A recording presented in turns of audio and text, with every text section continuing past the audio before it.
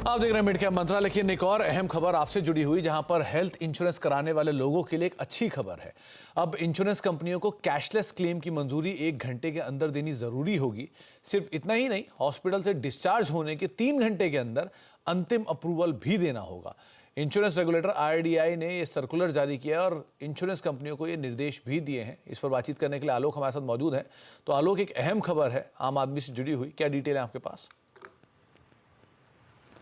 बिल्कुल, देखिए, जो लोग भी हेल्थ इंश्योरेंस या मेडिक्लेम से हॉस्पिटल में इलाज कराते हैं उनके लिए बहुत बड़ी खबर है। और खासतौर से जब आप हॉस्पिटल जाते हैं, वहां पर मेडिकल क्लेम के लिए आप अप्रूवल लेने जाते हैं तो घंटों इंतजार करना पड़ता है। तो IRDAI ने साफ कर दिया है कि 1 घंटे के अंदर इंश्योरेंस कंपनी को डिसाइड करना पड़ेगा कि वो इसका अप्रूवल देते हैं या नहीं देते हैं। यानी 1 घंटे के अंदर आपको तय करना पड़ेगा। दूसरा, जब हॉस्पिटल से डिस्चार्ज होते हैं उस समय भी बहुत लंबा वक्त लगता है डिस्चार्ज होने में और कागजी कार्रवाई करने में। तो वहां पर भी 3 घंटे के अंदर इंश्योरेंस कंपनियों को यह तय कर अपना सारा प्रोसेस पूरा करना होगा।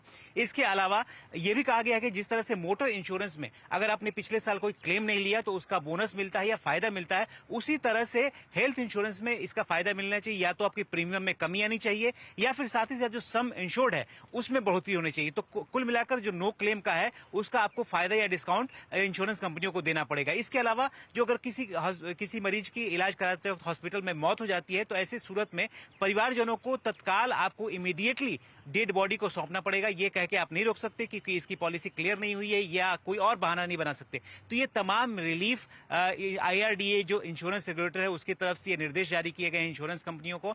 और 31 जुलाई 2024 तक अपने सिस्टम में बदलाव करके ये सभी इम्प्लीमेंटेशन को लागू करने का की मोहलत दी गई है इंश्योरेंस कंपनियों की तरफ से। तो ये तमाम इंफॉर्मेशन जो है खासतौर से ग्राहकों के हितों को देखते हुए और 100% कैशलेस को मंजूरी देने के लिए ये कदम उठाए गए हैं। चलिए, बहुत बहुत शुक्रिया आलोक, ये अपडेट हम तक पहुंचाने के लिए। इंपॉर्टेंट खबर है और आगे भी आपसे इस पर बातचीत करते रहेंगे, लेकिन अभी के लिए बहुत बहुत शुक्रिया हमारे साथ मौजूद रहने के लिए। ब्रेक का वक्त है, लेकिन जाने से पहले खिलाड़ियों का अपडेट भी देख लीजिए किस तरह की सिचुएशन है। इस हफ्ते जो मुकाबला है उसमें यस सिक्योरिटीज़ के लक्ष्मीकांत शुक्ला, इक्विनॉक्स के पंकज रांडेड़ और कोटक के अमोल अठावले मौजूद हैं। पंकज की तरफ से कॉल थी इंडस टावर पे, जो वो एग्जिट कर गए हैं 345 के आसपास, 375 में उन्होंने टारगेट्स दिए थे।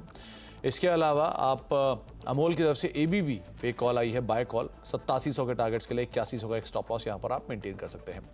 इसके अलावा जो रिटर्न है उसमें सो फार पंकज लीड कर रहे हैं 4.5% पॉजिटिव रिटर्न के साथ, लक्ष्मीकांत 3% और अमोल का 3.5% के आसपास का रिटर्न है।